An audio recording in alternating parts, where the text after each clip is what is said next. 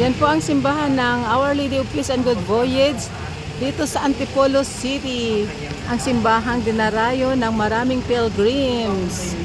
Welcome po dito sa City of Antipolo. At nga niliikot ko po kayo dito sa plaza ng Antipolo. Yan o. Medyo maingay lang kasi maraming may mga ginagawang kalsada.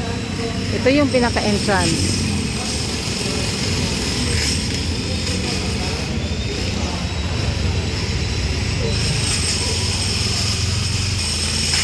Ayan. Ang ganda nung napaka-artistic na kanilang entrance. Ayan.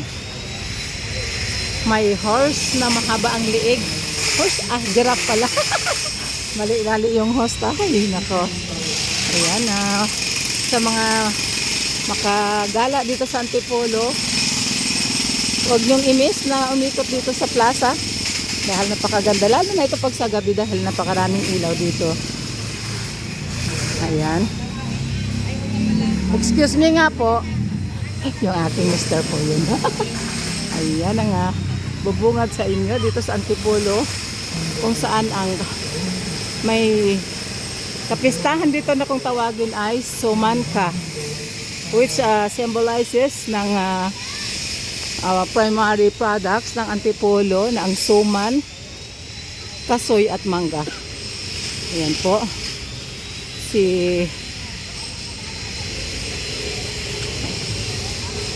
May mama talagang papansin dito sa camera ko. Si Sir Somolong, ang dating gobernador dito ng Antipolo. Siya si Sir Juan M. Somolong, isinilang sa Antipolo, Rizal noong ika-27 ng Disyembre 1874. Kalihim sa Morong, naghimagsik, Colonel na ipanalo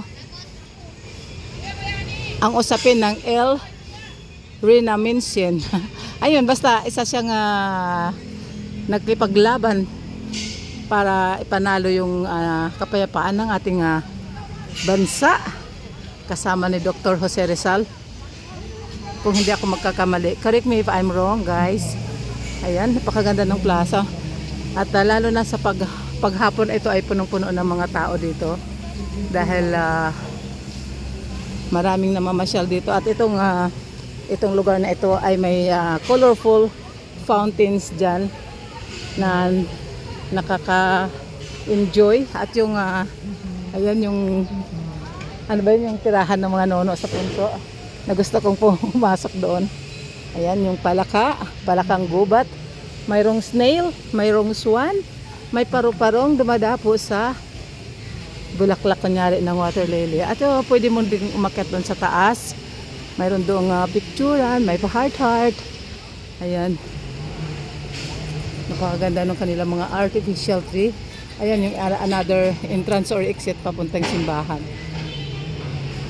Ayan ha. Kaya para nasa Antipolo at dito ay maligo tayo. Sa swimming pool na nga lang.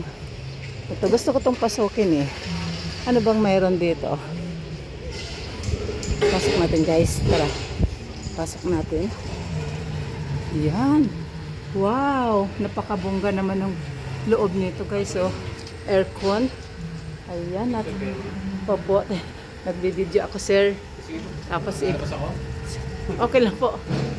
Okay lang po para mai-promote natin yung ating City of Antipolo. Kapag napasyal kayo dito, huwag niyong kalimutang dumaan dito guys. At magpa-picture. Libre-libre. Ang ganda. Ngayon lang ako nakapasok na ulit dito eh. Dati pupunta ako dito, hindi pa ganito kaganda. Wow. Namangha ako. At ayan o. Napakaganda guys. Talaga naman.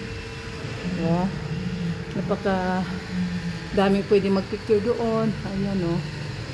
Napakagandang background. Kaya, hindi natin palalagpasin to. Siyempre, para may promote natin yung city ng Antipolo. Maliban sa yung aming simbahan na dinarayo ng mga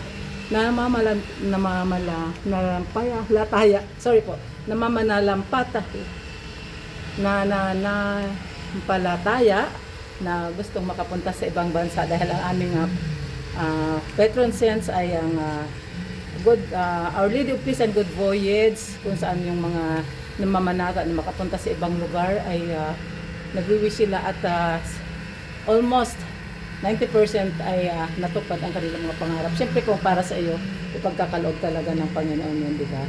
At na guys, maraming salamat po. Please don't forget to click the subscribe button, like, and share na rin. At tara na sa Antipolo. Sayang. Sa sunod na episode, abangan ninyo ang hinulugang taktak version ko. Maraming salamat po. God bless!